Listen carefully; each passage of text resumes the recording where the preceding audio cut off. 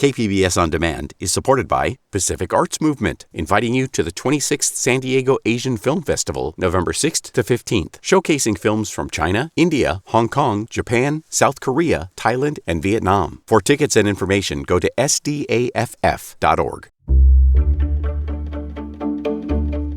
Good morning, I'm Lawrence K. Jackson. It's Wednesday, October 8th. People are putting major life decisions on hold. More on why next, but first, the headlines.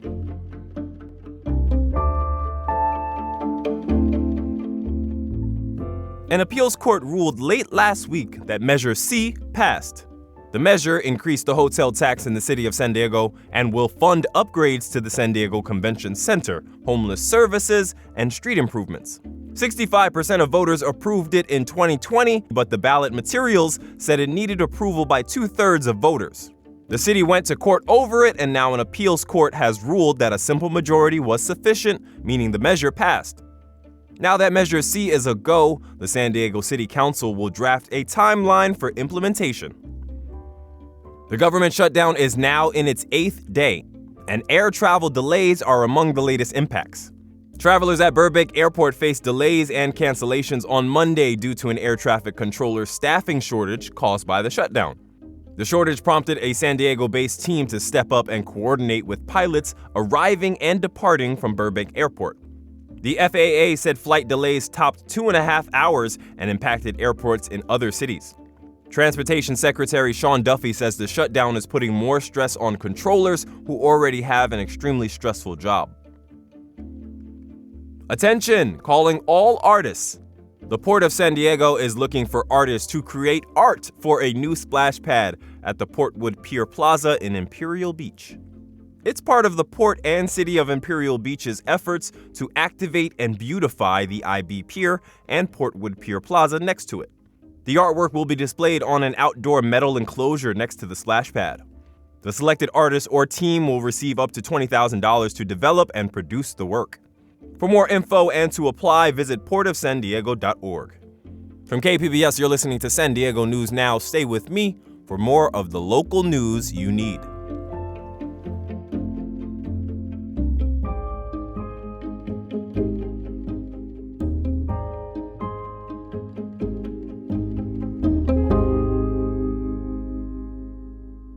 KPBS On Demand is supported by the San Diego County Toyota dealers, presenting a new 2025 Tundra designed to combine performance and comfort with up to 437 horsepower and 10-speed automatic transmission. See your Toyota dealer, the San Diego County Toyota dealers. We make it easy.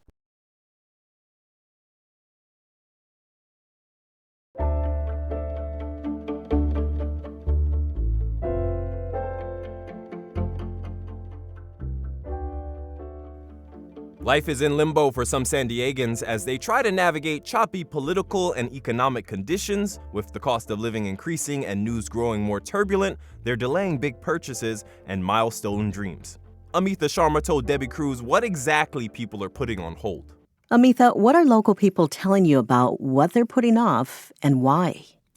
You know, Debbie, what stands out is how much of what they're postponing or struggling with is what previous generations simply took for granted. It also tracks with Yale economist Raj Chetty's research. His data shows that a pillar of the American dream, being more prosperous than your parents, is withering away. More than 90% of people born in 1940 made more money than their parents. People born in the mid-1980s have a 50-50 chance of doing so.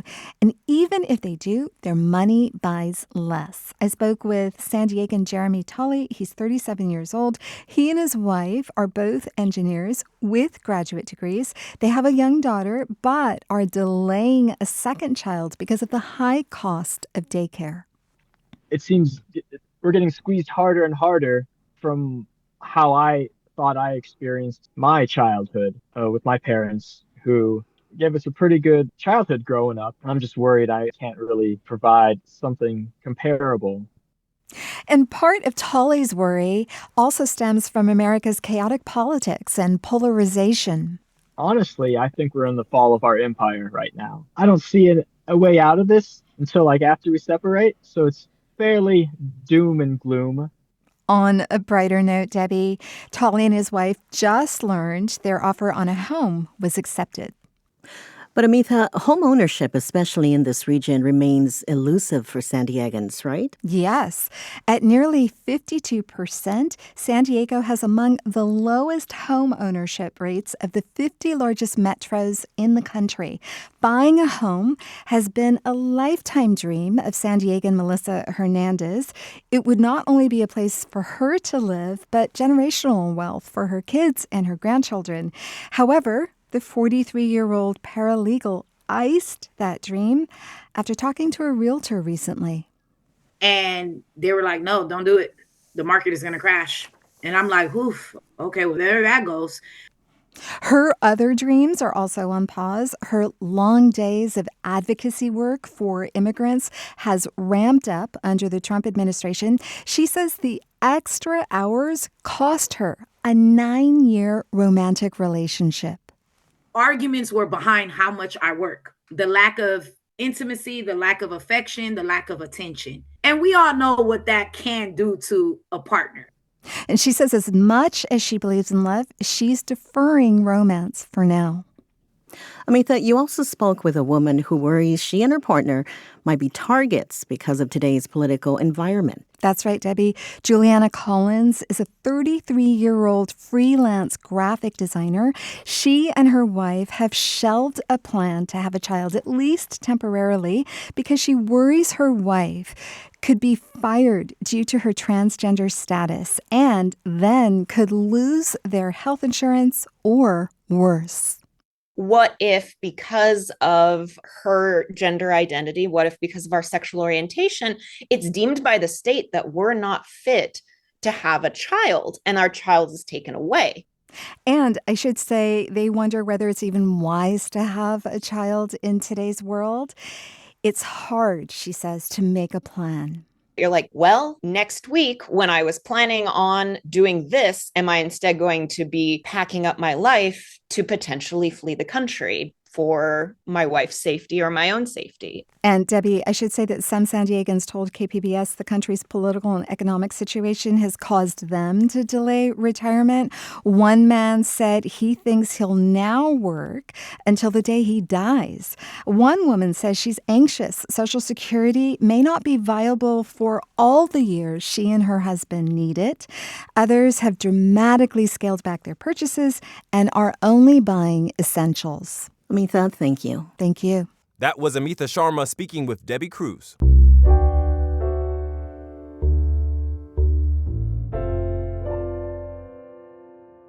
The San Diego Food Bank continues its work amid federal spending cuts and a government shutdown. Yesterday morning, they were distributing food to some San Diego seniors. Reporter Thomas Fudge has the story. The San Diego Food Bank says the U.S. government shutdown has diminished the supply of food for people reliant on government paychecks or food assistance. They distribute food in the Mountain View neighborhood for low-income seniors. Brigitte Westlink is the VP of Operations for the food bank. She says there are 15,000 seniors in San Diego County who are food insecure, and the government shutdown is just one of the factors that makes it hard for some people to get adequate nutrition. Right now, we are facing a tough challenge. We see rising costs and therefore rising need, even before the government shutdown, all in the midst of facing federal government funding cuts. She says they depend on the community to chip in with donations and volunteers. Thomas Fudge, KPBS News. A new California law will require certain local governments to start translating public meeting agendas starting next year. Reporter Corey Suzuki says that could have a major impact for Spanish speakers in the Imperial Valley. The bill was signed into law by California Governor Gavin Newsom on Saturday. It's mostly about making it easier for people to tune into local government meetings online. But it also includes a set of requirements meant to improve access for people who aren't fluent English speakers.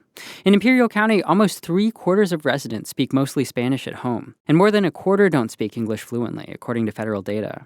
But the county government and many cities only publish their agendas and other key documents in English. First and foremost, it means that they now are able to participate. Fernanda Vega is with the Imperial Valley Equity and Justice Coalition. She says the new law will allow more people to understand the decisions their elected officials are making. which I would say that's power. Now community has the power to be involved. Not only the power to be involved, but also to demand for more. The Board of Supervisors had opposed the bill, citing the costs of implementing it. A county spokesperson did not respond to a request for comment by KPBS's deadline. The translated agendas will be required starting next summer. Corey Suzuki, KPBS News.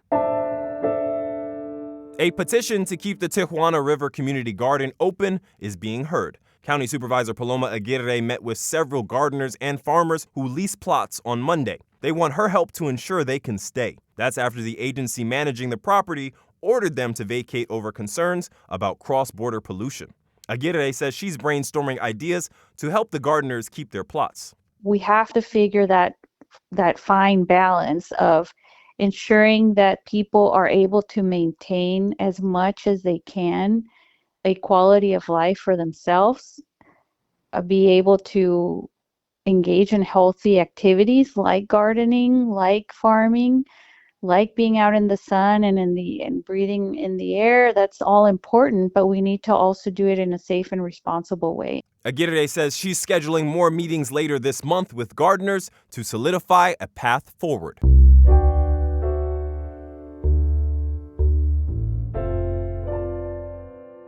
The number of students graduating from San Diego Unified prepared for college or a career is at an 8-year high. Education reporter Katie Anastas says 3 things are driving improvement. New district data shows 67% of last year's graduates were prepared for college or a career. That number has been steadily climbing over the last several years. The district says 3 things are driving improvement.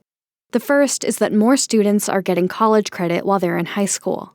Superintendent Fabiola Bagula says teachers and counselors are empowering students. Encouraging students to make sure that they push themselves for more rigorous coursework is really important.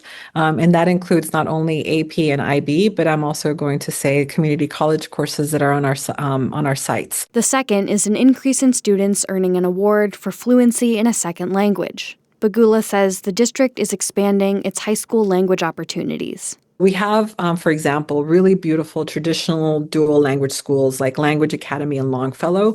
But what we didn't have was the continuation on into high school. The third is that more students are meeting state college admissions requirements. District leaders say changing some high school schedules could give students more opportunities to meet those requirements. They'll discuss that potential change at their next meeting on October 14th. Katie Anastas, KPBS News. That's it for the podcast today. As always, you can find more San Diego news online at kpbs.org. I'm Lawrence K. Jackson. Thanks for listening and subscribing. Have a great day.